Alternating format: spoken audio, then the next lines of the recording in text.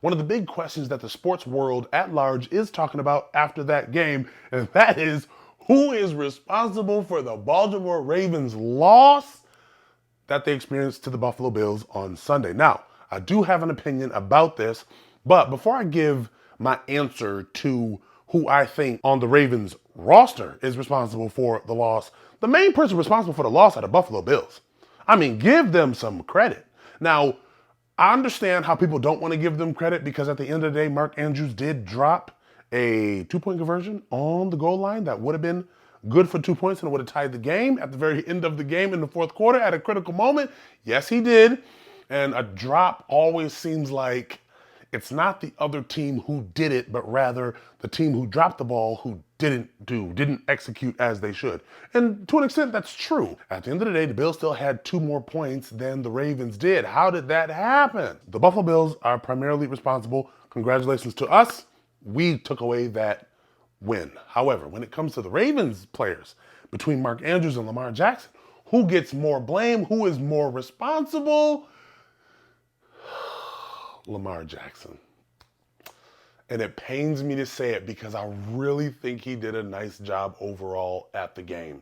But it is more his fault. And I will tell you why. There is not a single team in the playoffs this year who has lost the turnover battle and won the game. Hasn't happened.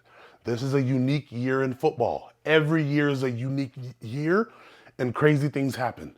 For example, the freaking Redskins, the freaking Commanders are in the NFC Championship. Who predicted that? Not me, but I would love to see a Commanders-Bills Super Bowl. It's a lock. I believe that is what's going to happen, but I digress. So this is a weird year. A lot of weird stuff is happening, things that people couldn't predict. I mean, the money that these betting apps and sites are winning off of people, of fans of the sport, I mean, I haven't looked at the numbers, but I guarantee it's an all-time high because nobody can predict what is happening. Lamar Jackson, 1 week will throw for 300 yards. The very next week, he'll throw for 87. Josh Allen will rush for 2 touchdowns. The very next week, he'll have a total of 5 rushing yards. You can't predict what's going to happen. Then you got, what's his name? Bo Nix in Denver. Who predicted that? Then you got Jaden Daniels in Washington. Who predicted that? I mean, this is just wild stuff. Then you got Cincinnati. Everybody was like, oh yeah, Joe Burrow's back. He's healthy all season, blah, blah, blah. High-powered offense. And it's like, no playoffs. Go home. Cancun crew, here we come. It's like, yo, what is going on? So much is unpredictable. Let me give you the reason why I say it is primarily Lamar Jackson's fault. The turnovers. Oh my goodness, the interception. And then the fumble. He fumbled while he was trying to avoid a sack. I don't know what else to say, brother. The Von Miller picked it up. He ran it back. Of course, we're all in Buffalo. We're going crazy. We love it. But like, from a Ravens standpoint, bad for business. Now, we got 7 points out of that.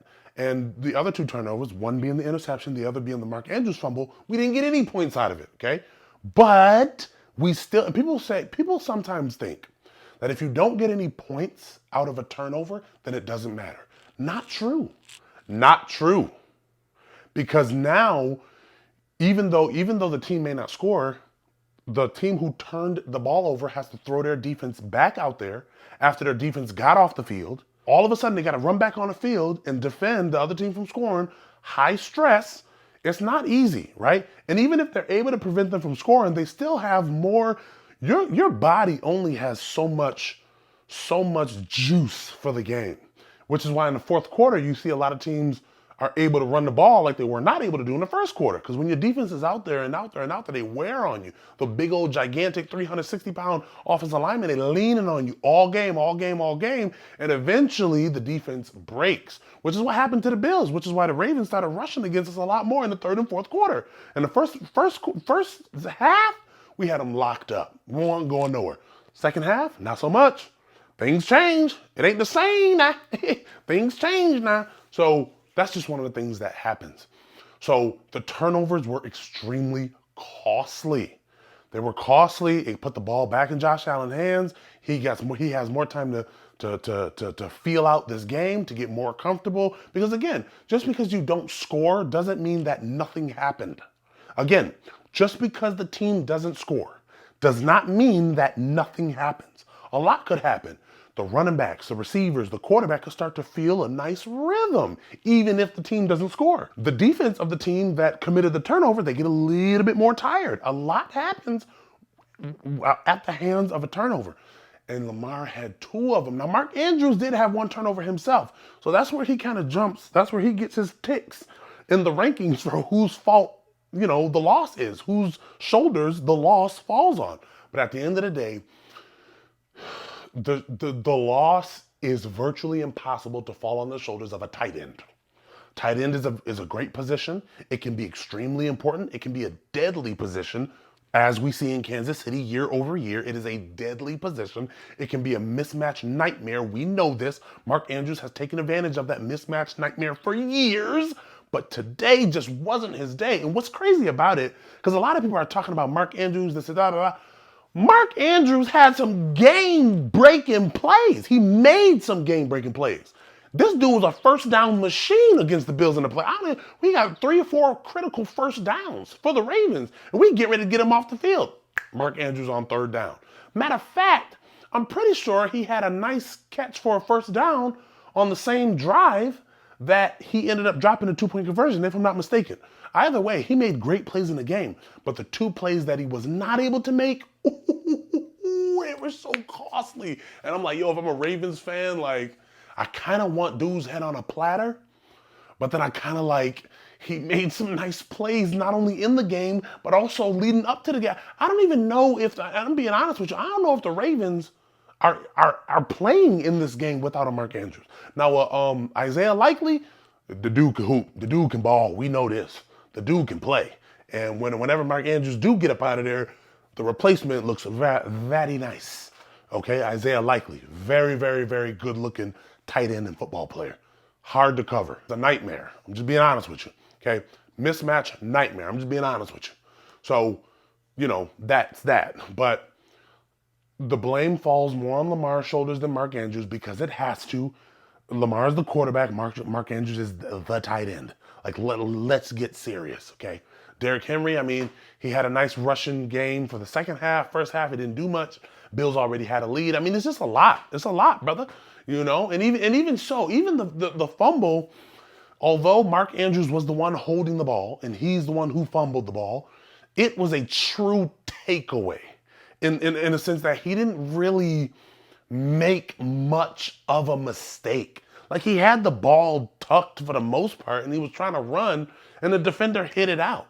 Now, should he have held it in a tight enough position to where it did not fall? Yes, we know that. And teams practice that in practice. Ball security, for sure. And it's especially critical in the playoffs.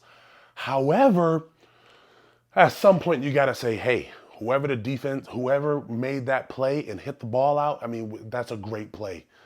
Hats off to the defense. That's a true takeaway. They forced the fumble intentionally and then got on top of the ball. I don't know what else to tell you. It is what it is. It's what they tried to do and they did it successfully. Call it what you want. You know what I mean? It just is what it is. So that's why I say that Lamar Jackson has to be more responsible than Mark Andrews. Although Mark Andrews does bear some responsibility. And then the 2-point conversion. And another thing, the 2-point conversion, everybody's saying he lost the game for them.